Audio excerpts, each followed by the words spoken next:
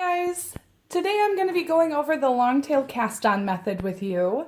This is a really great all-around cast on method to use, and it's the one that I typically default to when I'm getting started on projects, unless a pattern calls for a specific type of cast on.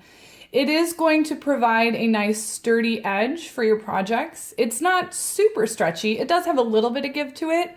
The tighter you put your stitches on the needle, the tighter the tension will be in the edge. So that's something to think about if you're doing something like armholes or sleeve openings or something like that. It's not going to have a whole lot of give to it. So we're going to go ahead and get started here. These are my tools. I have my needle and I have my ball of yarn, okay? And we're going to label this ball here the working yarn, and all the yarn that comes off of it my working yarn. And over at the end here, the end of the yarn, that's going to be called my tail, all right? So first thing we need to do is make a slip knot in order to get that first stitch on our needle. So I'm going to take this tail yarn, I'm going to throw it towards the back here, and now I have my tail in my left hand and my working yarn in my right hand.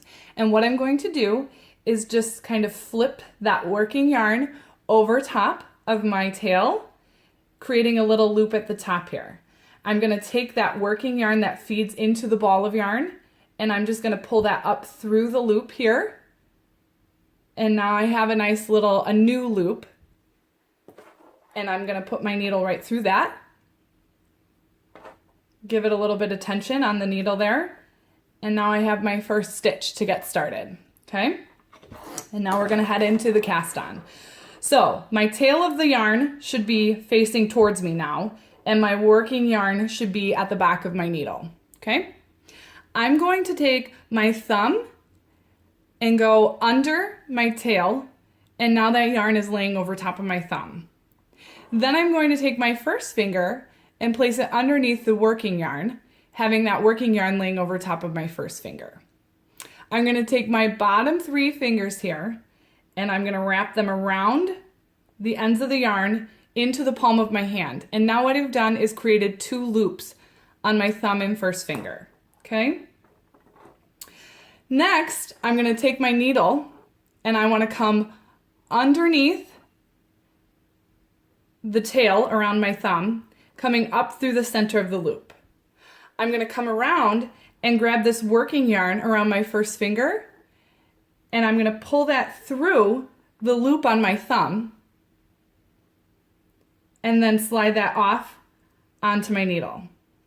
Next, I want to take my thumb and come back down to this tail of the yarn that I just slipped off my thumb, bringing it back under. This will now give you some tension on the stitch that you've just created and bring that yarn back around onto your thumb to get started for your next stitch.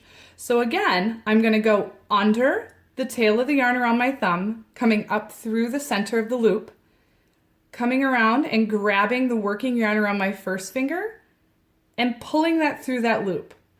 I slide my thumb out of the loop, dropping the stitch onto the needle. Then I bring my thumb back down underneath the tail of the yarn, giving the stitch some tension and setting up for my next stitch.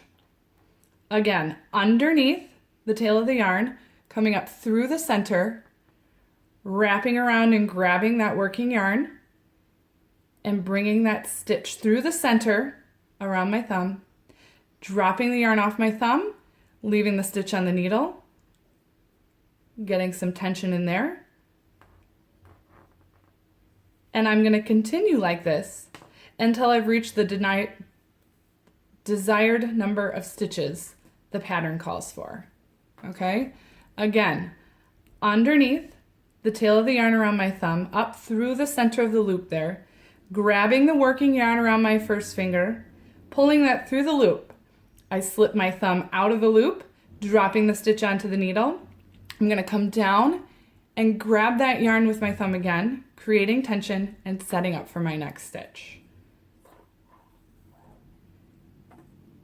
Continuing until I've reached that desired number of stitches.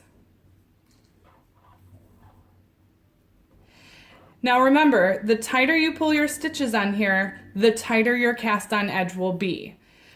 But you do want to make sure you try and keep that same tension throughout your stitches as you're casting on, so you have a nice straight and even cast on edge.